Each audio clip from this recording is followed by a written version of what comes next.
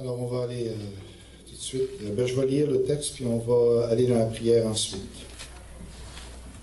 Luc, Évangile de Luc, chapitre 5, verset 27, jusqu'au verset 32. Après cela, Jésus sortit, et il vit un publicain nommé Lévi assis au bureau des péages. Il lui dit « Suis-moi ». Et laissant tout, il se leva et le suivit. Lévi lui donna un grand festin dans sa maison, et beaucoup de publicains et d'autres personnes étaient à table avec eux. Les pharisiens et les scribes murmurèrent et dirent à ses disciples, « Pourquoi mangez-vous et buvez-vous avec les publicains et les gens de mauvaise vie ?» Jésus, prenant la parole, leur dit, « Ce ne sont pas ceux qui se portent bien qui ont besoin de médecins, mais les malades. Je ne suis pas venu appeler à la repentance des justes, mais des pécheurs. » Voilà en prière. Tendre Père, merci encore une fois d'être là, de nous avoir sauvés, puis de marcher avec nous depuis tant d'années. Seigneur, on veut te bénir pour ça. Merci parce que tu nous soutiens par ta parole, tu nous guides. Merci parce que le Saint-Esprit est aussi dans notre cœur, une extraordinaire lumière. Seigneur, on te remercie pour ça. On veut prier pour Anne et puis pour son papa en particulier. Que Seigneur, tu bénisses son corps qui ne va pas bien présentement. Que tu puisses le relever. Et tous les autres besoins qu'il y a dans cette assemblée, Seigneur, on pense aussi à notre sœur Francine. On veut te louer pour ce que tu as fait dans sa vie cette semaine au niveau de sa santé. Continue de bénir, Seigneur, dans le nom de Jésus. Amen. Si jamais vous étiez choisi pour un comité qui devait refaire le monde, quel genre de société chercheriez-vous à fonder?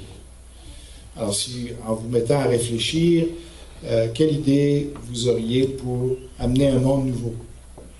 Est-ce que vous choisiriez un monde où tout est discipliné, où tout est, il y a des agendas, tout est régularisé, tout est strict, avec des règles, avec chacun sait quoi faire, et puis il y a des horaires à respecter, il y a une éthique à respecter, il y a en tout cas tout ça.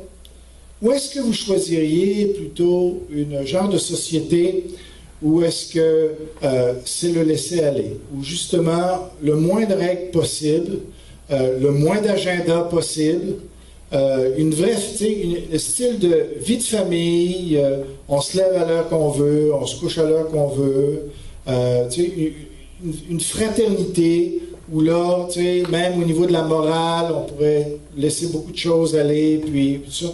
Alors, qu'est-ce qu'on choisirait? Une société qui ressemble style suisse ou japonais même, un peu plus pour ce qui est de la discipline, et puis si vous voulez avoir ce genre de... Ou bien une société style plus hindou, hippie, si ils avaient eu un gouvernement.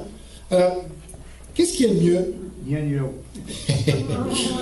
Ce ne serait pas long que vous, en essayant de réfléchir sur le genre de société que finalement vous arriveriez à essayer de dire non, ça ne peut pas être d'un côté complètement, puis ça ne peut pas non plus être l'autre côté complètement.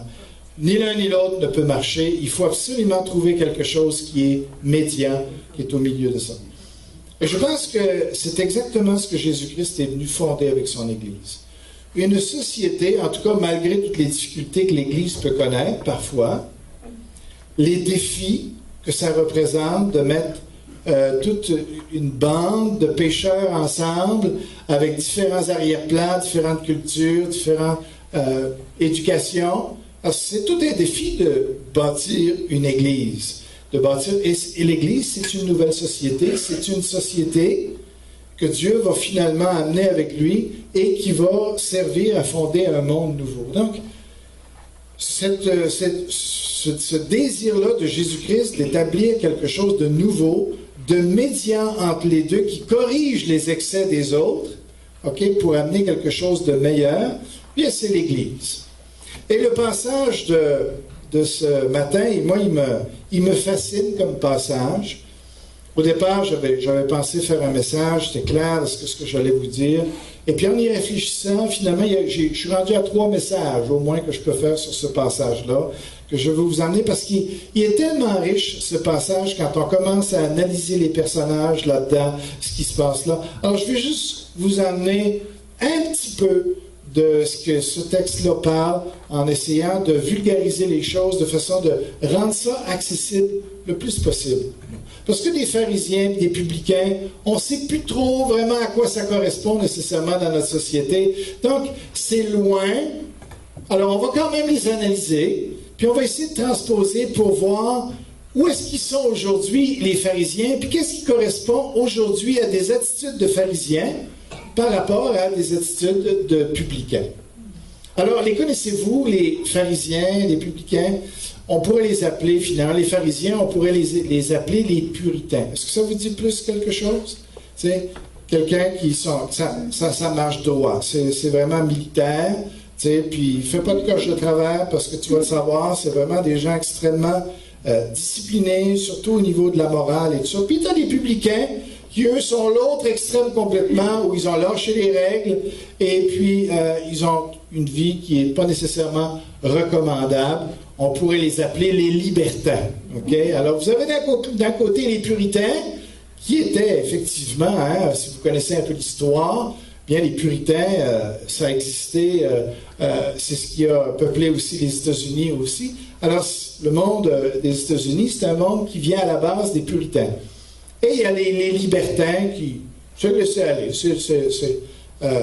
On se paye du bon temps. On pourrait l'exprimer de cette manière-là. Mais Jésus n'est pas d'accord ni avec l'un ni avec l'autre. Vous avez remarqué? Alors, il ne prend pas le parti ni pour un ni pour l'autre. Il n'est pas d'accord ni pour un ni pour l'autre. Alors, je vais juste vous emmener, si on peut comparer les publicains et les pharisiens, on pourrait penser à la société québécoise d'avant les années 60. Okay? Où ceux qui dirigeaient la société, on avait nos hommes politiques, mais on le sait, ceux qui avaient vraiment la main mise sur la société, c'était l'Église. Okay? Les prêtres, l'archevêché, puis tout ça, c'était très, très fort. T'sais? Et ça marchait main dans la main avec la politique, on connaît ça très bien. Donc, aujourd'hui, dans ces années-là, pharisiens, malgré qu'il ne faut pas généraliser pour tout le monde, faisons quand même bien attention, c'est dangereux de faire trop de catégorisation comme ça, mais on pourrait, pour nous aider à comprendre, on pourrait parler des pharisiens d'un monde avant les années 60 au Québec. Ça nous donne pas mal une idée de ce que ça pouvait être. Tandis que par la suite, à partir des années 60, eh bien, on s'en va plus sur le côté des publicains. Là, on se dirige là-dedans. Et ça a changé de monde. Aujourd'hui, les responsables, ce ne sont plus des responsables religieux. C'est des responsables politiques, des gens, en général, qui sont très éduqués, des gens qui sont assez riches, qui sont influents, qui ont bâti leur popularité de différentes manières, des hommes d'affaires, des gens qui ont une certaine renommée, qui finissent par aboutir au pouvoir. C'est difficile aujourd'hui de retrouver ces catégories-là qu'on voit, mais on va quand même chercher à les identifier. Vous allez voir que ça va être pratique pour notre Église. Parce que ce que je veux, c'est pas juste vous donner de l'information. Je veux vraiment donner des choses qui vont transformer en profondeur notre Église, nos relations au milieu de nous. C'est ça qui est important, je pense, dans une prédication. C'est de vous dire comment ça marche la vie chrétienne et comment on peut s'approprier de la grâce de Dieu pour que ça marche. Alors, Les pharisiens, ce sont qui ces gens-là? Puisque Jésus s'est dissocié d'eux autres. Plus fortement, je dirais même que des publicains. Ici, il ose s'associer à des publicains et il a été chez des pharisiens aussi quand même. Mais généralement, ce n'est pas qu'il avait dédain des pharisiens. C'est plutôt les pharisiens qui rejetaient Jésus, plutôt que Jésus qui rejetait les pharisiens. Mais il y avait des choses que Jésus n'aimait pas du tout dans l'attitude des pharisiens qui va faire ressortir. Je vais vous en parler juste un peu. Mais les pharisiens, qui sont-ils? Alors, ce sont des gens, c'est l'élite du peuple de ce temps-là. En tout cas, sur le peuple, parce que d'un autre côté, ceux qui dirigeaient aussi, qui étaient très influents, il y avait les sacrificateurs, qui étaient les Sadducéens. Alors ça, c'est une autre catégorie de la société de ce temps-là, mais les publicains auprès du peuple, les pharisiens auprès du peuple, c'est ceux qui étaient les plus influents. C'était des gens éduqués, des gens intellectuellement plus, on pourrait dire, plus avancés ou plus cultivés que les autres, et ils avaient beaucoup d'influence dans la société. C'était des gens très disciplinés, des gens qui avaient des horaires de vie, il y avait une vie très, très stricte. Une vie, qui était, on pourrait qualifier de modèle, mais c'était des gens très efficaces dans ce qu'ils faisaient, des gens très intelligents aussi. Et alors, ils avaient la mainmise sur la société de ce temps-là. C'est eux qui contrôlaient les choses. Tu avais vraiment beaucoup de misère à bouger, à faire des choses qui étaient... C'était contraire à ce que les pharisiens pensaient. Les pharisiens contrôlaient la pensée du peuple, contrôlaient les politiques du peuple, la manière d'agir du peuple. Alors, c'était eux autres qui avaient vraiment les rênes de ce qui se passait dans les villages et un petit peu partout. Donc, c'était eux qui contrôlaient. Et c'était aussi des gens contrôlants, évidemment. Alors, tout ça, ce qui pourrait être bien, eh bien, ça les a amenés, à être des gens extrêmement orgueilleux, qui avaient mis leur valeur, ils ne regardaient pas au bon endroit. Ils ont regardé à ce qui était superficiel, à ce qui était extérieur, à ce que les autres pouvaient voir, pouvaient estimer. Alors, ils avaient mis toute leur valeur là-dedans, leur estime là-dedans, et donc, ils étaient très orgueilleux de leur position sociale et il ne fallait pas toucher à ça. Ils étaient bien là-dedans, c'était une caste qui contrôlait, ils étaient avantagés, ils étaient honorés, ils passaient dans les rues, on les remarquait, puis ils s'arrangeaient pour qu'on les remarque aussi. Donc, alors, tout ça, ça faisait bien leur affaire. Ils n'avaient pas beaucoup de préoccupations, qu'est-ce que Dieu pensait vraiment d'eux autres, mais ils aimaient beaucoup tout l'honneur, le respect qu'on leur donnait, puis ça, c'était pour eux. Et comment ils allaient le chercher? Bien, ils allaient le chercher au travers de leurs habits. Eux aussi, ils avaient des beaux habits. Ils s'organisaient pour qu'on les reconnaisse avec les franges qu'ils avaient. Ils avaient des belles prières. Ils parlaient bien. Et tout ça, c'était des gens très intelligents. Donc, et ils étaient orgueilleux. Et ils regardaient les autres de haut. C'était des gens importants à leurs yeux, puis alors ils méprisaient la plèbe, la populace. Ils les regardaient de haut, puis même avec la populace ordinaire, les gens ordinaires qui allaient à la synagogue, qui suivaient leurs enseignements, ils les regardaient, mais c'était du bout des doigts, ils osaient toucher à ces gens-là. Les publicains, c'était autre chose pour eux autres. Les publicains, il ne fallait même pas les regarder. Il fallait les ignorer complètement. Je veux dire, c'était contagieux même, les publicains. Il ne fallait vraiment pas s'approcher de ces gens-là. Alors, ils étaient très fiers d'eux-mêmes, très, très orgueilleux. Ils regardaient les autres et puis ils pouvaient même écraser juste de leur regard. Puis ça. Alors ça, c'était leur attitude. Et ils voulaient cacher quelque chose, dans le fond. Alors, ça les a amenés à quoi? À énormément d'hypocrisie. Parce que c'est pas la vérité, ça, de présenter toujours une belle image, de présenter qu'on est au-dessus des autres, c'est nier la réalité. C'est nier la réalité de ton cœur, où t'es pécheur comme les autres. T'es corrompu comme les autres. Et si tu essayes d'impressionner les autres par ton extérieur, par tes avoirs, par ton intelligence, ton beau parler, ton savoir, ton génie, eh bien, tu t'éloignes de la réalité de ce que tu es vraiment, ce qui est ton cœur. Et tu as un témoignage dans ton cœur de toute façon. Toi, tu le sais. Tu essaies de faire croire aux autres que tu es plus que ce que tu vois dans ton cœur, mais la réalité, c'est que tu vois le fond de ton cœur. Tu vois que tu as tes propres manquements. Ces gens-là savaient, dans le fond, ce qu'ils faisaient dans le privé. Alors, ils n'avaient pas cette liberté de vraiment pouvoir dire voici ce que je suis. Parce que ce ne serait pas long que si on s'approchait trop d'eux autres, si on les connaissait intimement, qu'on allait connaître leur véritable situation, leur véritable cœur. Que là, l'estime qu'on peut avoir, eh bien là, ça dégringolerait. Donc, qu'est-ce qu'ils faisaient? Bien, ils étaient toujours prudents. Toujours, à faire attention. Alors, ils ne sont pas libres quand tu es comme ça. Quand tu essaies de présenter une image que tu n'es pas vraiment, eh bien, tu joues un jeu. D'ailleurs, Jésus va les appeler des hypocrites. Hypocrite, ça veut dire vous êtes des acteurs. Vous jouez une pièce de théâtre, les amis.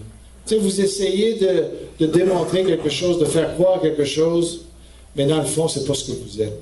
Alors, quand tu es comme ça, ben, il faut que tu te caches.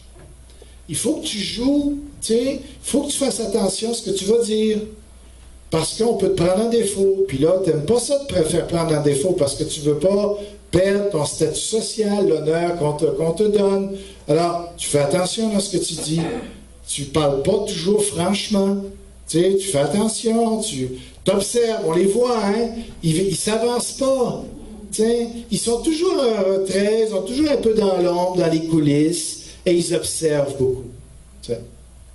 Parce qu'ils savent que s'ils s'avancent trop vite, au moins ils ont pris ça des proverbes, de ne pas parler trop vite et tout ça, donc ils savent qu'ils peuvent se faire piéger, qu'on peut découvrir ce qu'ils sont vraiment. Alors ils se cachent, et on les voit ici, on les voit que, quand tu poses la question au Seigneur, pourquoi mangez-vous, buvez-vous avec des publicains, des gens de mauvaise vue? Vous savez très bien comme moi qu'ils ne sont pas en train de poser une vraie question. Ils ont déjà la réponse à la question. C'est que finalement, c'est de l'hypocrisie, ça. Ils ne veulent pas savoir pourquoi. Ils ont déjà statué que Jésus est coupable avec ses disciples. Et c'est juste une façon polie de leur mettre sur le nez à Jésus et ses disciples qui ne sont pas corrects. Ils ne veulent pas savoir. Ils ne veulent même pas essayer de comprendre pourquoi Jésus fait ces choses-là. Alors, ils ont, voyez-vous, au lieu d'aller vers Jésus, ils vont, les disciples, et ils ne parlent pas franc, parce qu'il ne faudrait pas que le Seigneur les entende, parce qu'ils ont peur du Seigneur. Ils ont peur de se faire confondre devant tout le monde, puis d'avoir l'air fou devant tout le monde, puis ça, un pharisien, avoir l'air fou devant tout le monde, il n'y a rien qui peut être... La pire chose qui peut t'arriver, c'est d'être humilié devant tout le monde quand tu es orgueilleux comme ça, tu vois. Alors, ils sont serpents, ils font les choses par en dessous, ils vont voir les plus faibles, les disciples ne parlent pas fort, murmurèrent, c'est ça que le texte dit, murmurèrent, Alors, ils essaient de le prendre en défaut, mais sans se faire prendre eux-mêmes en défaut, Alors, ils sont comme ça. Et Jésus avait son opinion. Puis ces gens-là, quand Jésus ici dit ce ne sont pas ceux qui se portent bien qui ont besoin de médecins, mais les malades. Est-ce que Jésus est en train de dire, même quand il dit après, je ne suis pas venu appeler à la repentance des justes, mais des pécheurs. Est-ce que Jésus est en train de dire à ces gens-là, vous êtes des bien portants? Vous êtes des justes? Peut-être. Peut-être dans un sens, mais pas dans son opinion à lui. Dans leur opinion à eux. Vous comprenez? Ça, ce n'est pas l'opinion de Dieu. Mais eux se pensaient des bien portants. Eux se pensaient des justes. Alors Jésus va reconnaître, d'ailleurs un peu plus loin au chapitre 7 de Luc, vous vous souvenez quand il est invité par ce pharisien nommé Simon, qui l'invite chez lui, il y a une prostituée qui vient en arrière et tout ça. Alors Jésus pose la question aux pharisiens, qui étaient en train de juger Jésus. Tu sais, ils n'osaient pas poser des questions ouvertement. C'était tout entre eux, dans leur cœur. Il ne doit pas être vrai prophète. Et sinon, il aurait su qui est cette femme. Alors, ils gardent tout ça en dedans. Encore là, pour ne pas perdre la face, d'un coup, ils se protègent. Alors, Jésus pose cette question-là.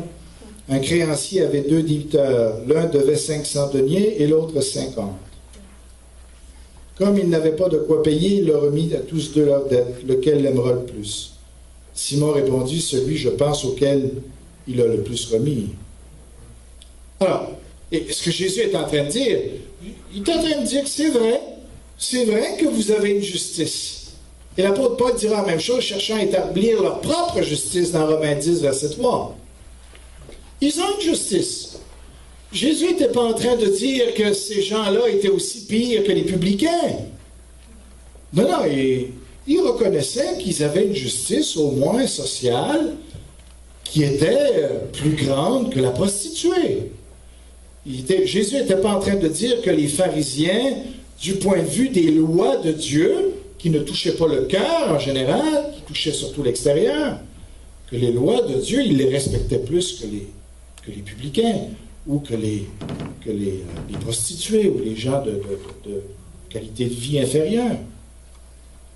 Alors, il reconnaît cette justice-là, la leur, mais qui n'est pas la justice de Dieu, qui n'est pas la vraie justice.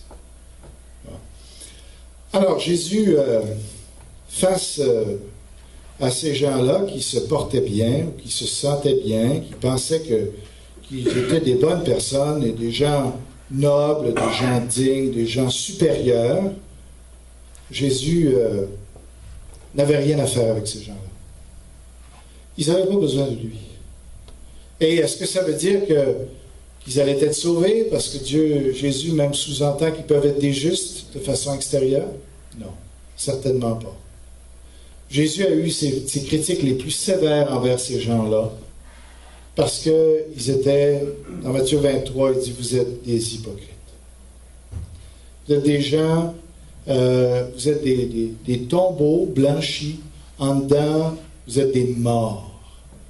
Et puis il leur dit, malheur, malheur, malheur à vous, hypocrite. Et là, il ne les manque pas, tu sais.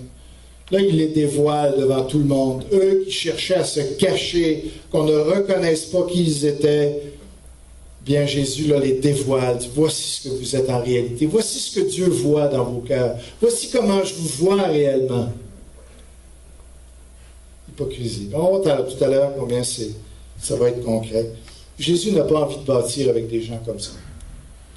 Ne fera pas une société comme ça avec des gens qui comptent sur leur force, qui comptent sur leur justice, qui comptent sur leur dignité humaine pour essayer d'avoir une belle société.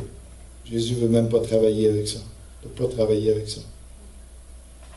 Alors, on va juste un petit peu parler maintenant des publicains.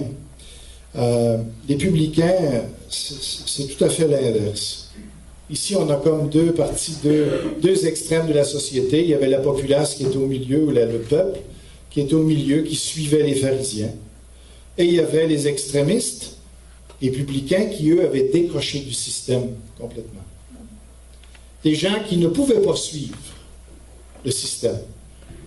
Soit parce qu'il n'y avait pas l'intelligence qu'il fallait, soit qu'ils n'avaient pas la discipline de vie, soit qu'ils n'ont pas eu l'encadrement quand ils étaient jeunes pour suivre la religion comme eux autres, les pharisiens, l'avaient eu. Donc, ils étaient désavantagés.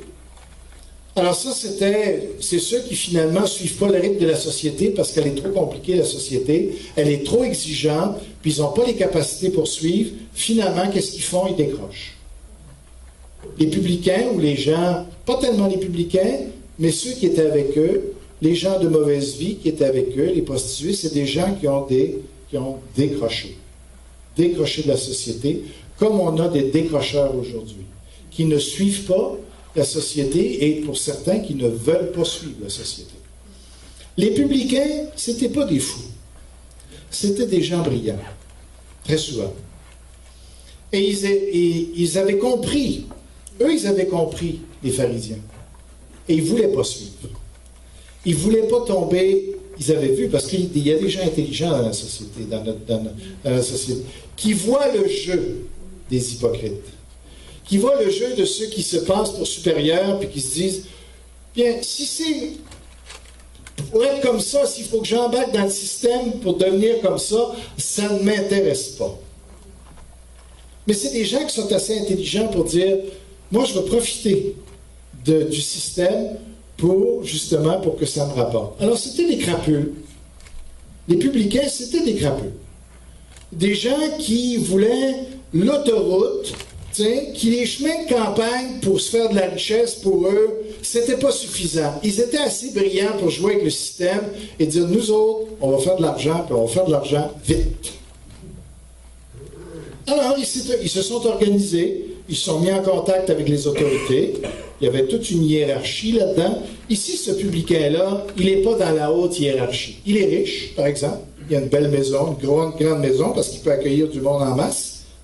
Et il a des moyens pour fournir un festin. Donc, c'est un gars qui a des moyens, mais ce n'est pas son supérieur avec lui. Il y a différents noms, là. Ça, c'est un publicain de basse classe. Zachée, dans la Bible, ça, c'est un publicain qui contrôlait d'autres publicains. Et il a un autre nom, lui, en grec. Mais lui, ici, c'est simplement, c'est les petits.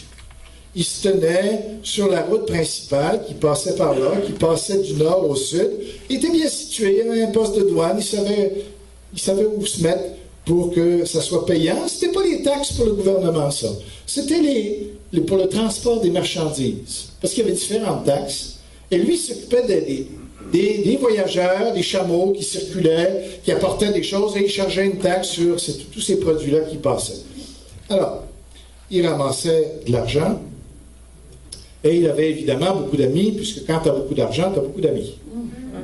On connaît ça. Non, mais, alors, c'est des gens qui, eux, sans foi ni loi, ils profitaient du système et ils se foutaient des règles. Ils faisaient leurs propres règles. Et disons qu'ils se donnaient du bon temps avec les gens qui étaient quand même comme eux, qui étaient sortis du système, qui n'avaient pas trop de moralité, et puis qui vivaient comme ça. Alors, ça, c'était les publicains et leur gang à eux. Okay? Mais, leur qualité, c'est que c'est des gens vrais. Tu sais, je veux dire, ils vivent tout croche, mais au moins, c'était le fun d'être avec eux. Parce que tu savais avec qui tu avais affaire. Les pharisiens, tu ne pouvais pas avoir une partie plus plate qu'avec les pharisiens. Parce que tu comprends, tout le monde checkait la consommation de l'autre. Ce que tu mettais dans ton sandwich, tout le monde savait ce qu'il y avait dans le sandwich. Quasiment qui goûtait au sandwich avant que tu le goûtes. T'sais. Je veux dire, c'est pas trop... toute la musique, il faut faire attention avec la musique. La musique, il ne faut pas trop qu'il y ait de guitare là-dessus, puis surtout pas que ça soit trop fort. Puis, tout est filtré avec les pharisiens. Ça fait que tu as un party, mais il n'y a rien de party là-dedans. Il n'y a rien de fun là-dedans. Chez les publicains, là, c'était le fun. Parce qu'il y avait de la générosité, mon ami, puis tu sais, il y a tout le monde, il n'y a personne qui se regardait, puis tu pouvais parler comme tu voulais, il n'y a personne qui te jugeait, tu avais du plaisir, comprends-tu? Puis tu pouvais faire ce que tu veux, puis tout le monde trouvait ça drôle, tu dis des bêtises, mais tout le monde trouvait ça drôle. C'est le fun, le publicain. Tu sais, c'est bien plus relax. Tu sais, les gens qui étaient là-dedans, là, les autres, c'est une gang de pognés, tu sais, qui ils ont hâte de mourir quasiment parce que Citron, que le costume, ils trouvent qu'il était traite dans Citron, il est au moins 2-3 points plus bas que la mesure qu'ils ont, tu sais, ils étouffent dedans. Tandis que les publicains, eux autres, c'est la générosité, puis c'est pas grave, c'est les autres qui payent. Ah ouais, c'est toi, mon ami. Qu'est-ce que Jésus va faire avec ça? Ben Jésus, il aime mieux travailler avec les publicains. Il s'est identifié parce que pour lui, il y avait plus d'espoir avec eux qu'avec les autres. Malgré qu'ils avaient l'air mieux, malgré qu'ils se comportaient mieux, mais ils étaient aveugles sur leur cœur, ils ne voulaient pas reconnaître ce qu'ils étaient vraiment. Ils se rendaient aveugles eux-mêmes. Ils étaient des menteurs parce qu'ils essayaient toujours de faire croire aux autres ce qu'ils n'étaient pas. Et ils vivaient une vie artificielle. Tandis que les publicains, c'était des gens francs, des gens vrais, des gens avec un paquet de problèmes.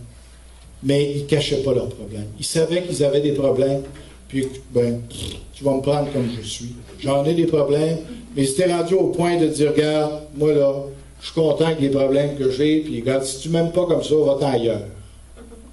C'est le même que je suis, moi. Alors, est-ce que Jésus prend parti des publicains? Non. Mais il y a plus d'espoir avec eux. Puis c'est la même chose pour nous encore aujourd'hui. Maintenant, comment on va intégrer ça dans l'Église? Faire une nouvelle société dans l'Église. Parce que ce que Jésus finalement a dit, c'est que je ne veux ni des publicains dans l'Église, ni des pharisiens. Je vous propose une voie médiane qui va être réalisable par l'amour de Dieu et par la grâce de Dieu pour que ces gens-là puissent devenir ce que je veux comme société, qui va intégrer au milieu de nous ce qu'il y a de bien chez les deux. La discipline, la morale des uns, mais la franchise et la liberté des autres. Et il va être capable de mettre ça en ça. Chose que les hommes ne sont pas capables de faire par eux-mêmes. Parce que dès que tu fais une bonne action, à cause du cœur de l'homme, ça te monte à la tête. Tu veux faire le bien, mais en même temps, ça devient du mal parce que ça tourne contre toi, parce que tu deviens orgueilleux à cause de ça. Chaque chose que tu fais de bien, tu chantes un beau chant, on te dit, c'est beau, vraiment une belle voix. Tu sais, parce que t'as pas, tu sais, je veux dire, ça va juste gonfler la tête, ça passe pas dans la tête pour aller à Dieu. Tu sais, ça reste là. Fait que c'est sûr que ça gonfle, tu comprends-tu? Mais parce que c'est pas mal de recevoir des compliments, des choses comme ça. Quand tu sais que le Seigneur, ça vient de toi, puis tu participes à ça, parce que c'est un échange, d'accord? Mais la personne qui reçoit tout ça et qui ne veut pas leur donner à Dieu, puis qui se l'approprie, eh bien, il va exploser. C'est la grenouille.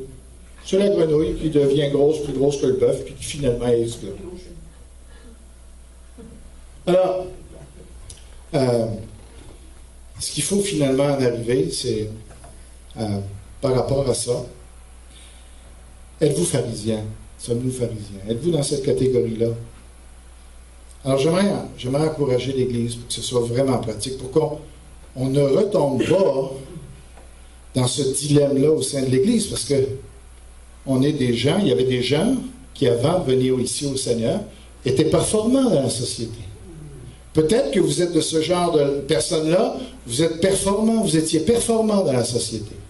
Vous suiviez les règles, vous aviez la capacité de suivre les règles, vous étiez assez discipliné, ou vous avez eu un bon encadrement, une belle vie de famille, vous avez été encouragé comme vous deviez le faire, puis vous êtes arrivé à faire quelque chose de bien avec votre vie. Aujourd'hui, les gens qui s'estiment comme ça, c'est plus des pharisiens.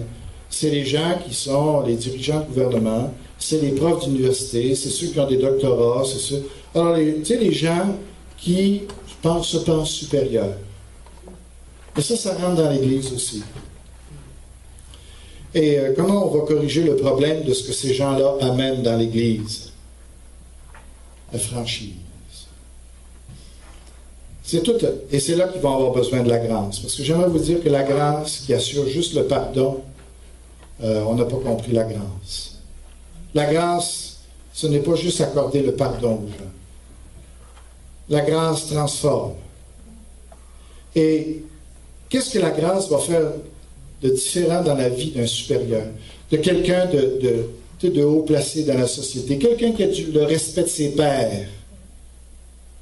Comment il va être corrigé? Comment il va faire en sorte que Dieu va pouvoir se servir de lui puis qu'on va pouvoir faire une communauté avec cette personne-là? S'il se met à juger les autres, à estimer les autres comme en dessous de lui, il n'y a pas moyen de travailler avec lui. Dieu ne peut pas le changer, cette personne-là. Qu'est-ce que Dieu veut? Si tu es quelqu'un comme ça, tu as l'impression d'être quelqu'un. Tu as l'impression d'être arrivé. Parce que tu as une belle auto, parce que tu as une belle maison. Et plus, vous savez, plus les gens se cachent, plus ils ont des grosses maisons. Tu sais?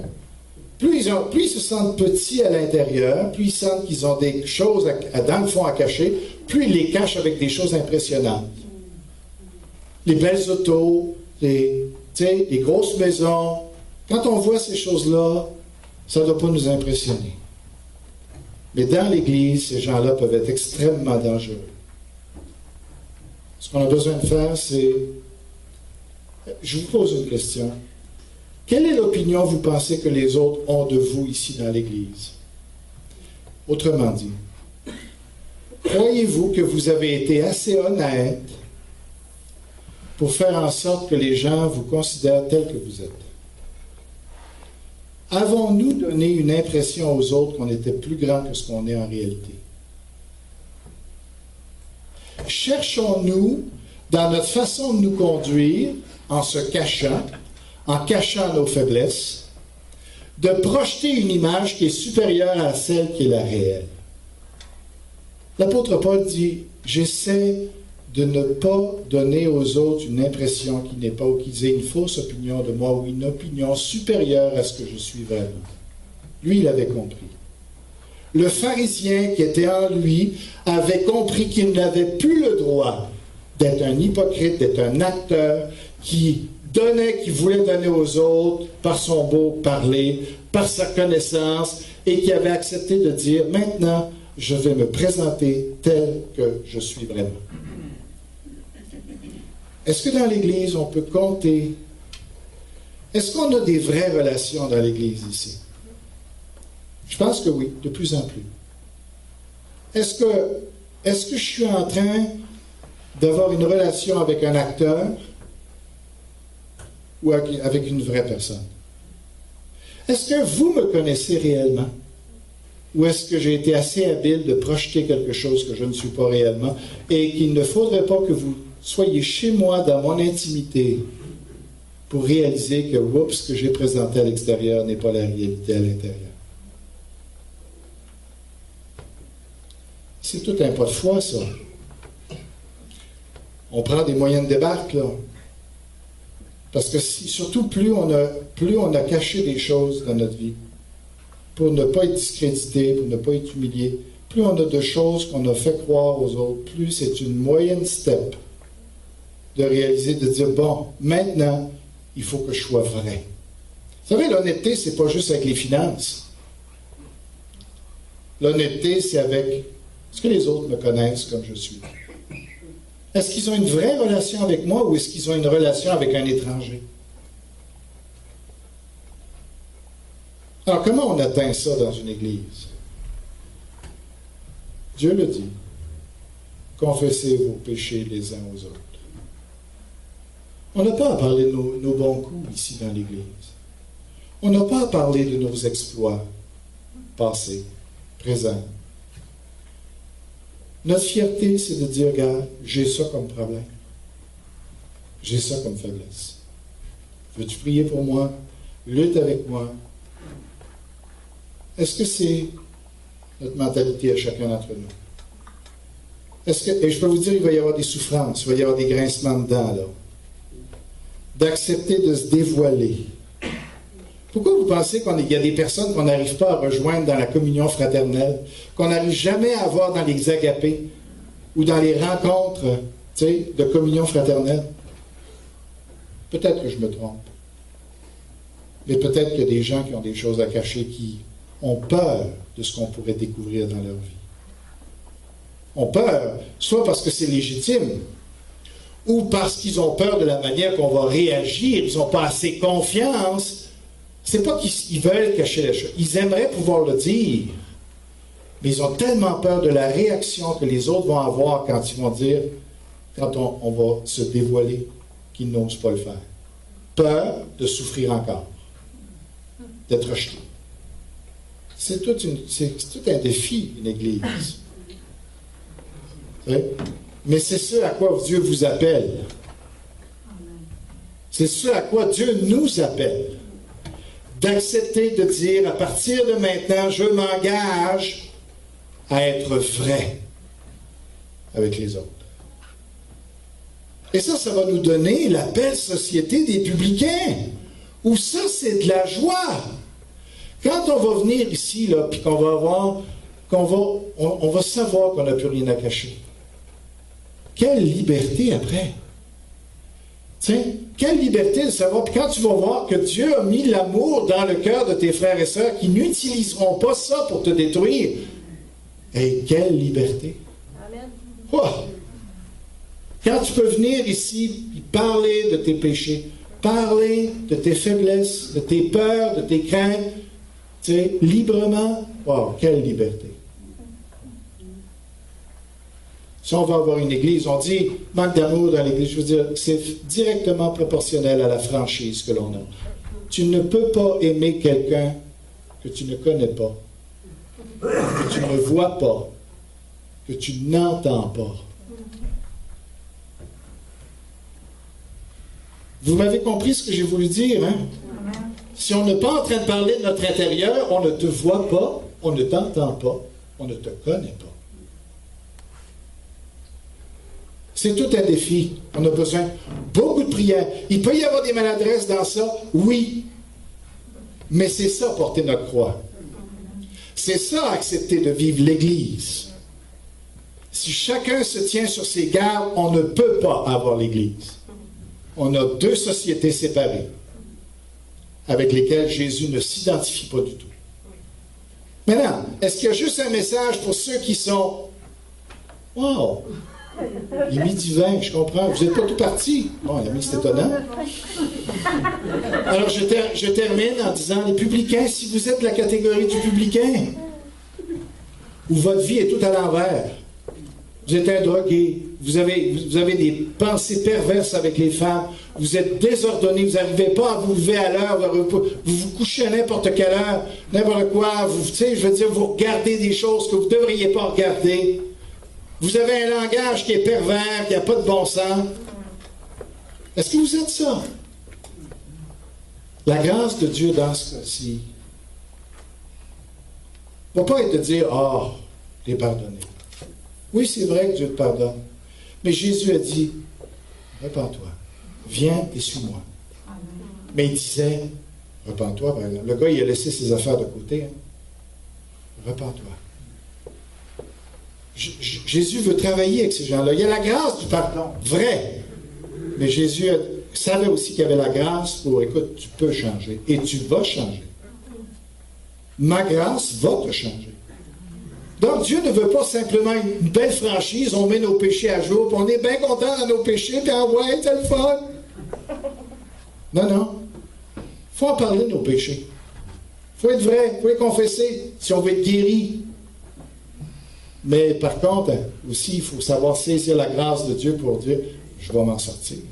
Amen. Puis c'est quand on commence à partager, puis à dire aux frères, puis dire, je veux changer. Il n'y a pas juste ceux qui ont un problème de se cacher. Toi, tu peux peut-être, tu es trop honnête peut-être avec ce que tu fais. Mais toi, ta prière de dire aux frères, oui, pour moi, c'est vrai que je suis honnête avec ce que je suis, mais je ne veux pas rester comme ça. Il n'y a pas juste l'honnêteté dans la vie, là. Il y a de changer aussi. Fait que la grâce de Dieu réunit tout le monde ensemble. Peu importe ce que vous êtes, peu importe votre arrière-plan, et le mien aussi, on a tous besoin d'un travail extraordinaire dans notre vie parce qu'on est tous pareils, dans le fond. Et la seule chose, c'est la grâce de Dieu qui peut nous réunir ensemble, qui peut faire en sorte qu'on ait une véritable Église qui va se démarquer des églises superficielles qui ne sont pas des églises. Prions. Seigneur, que tu puisses bénir ta parole. Merci, je n'ai pas besoin de dire autre chose. Amen.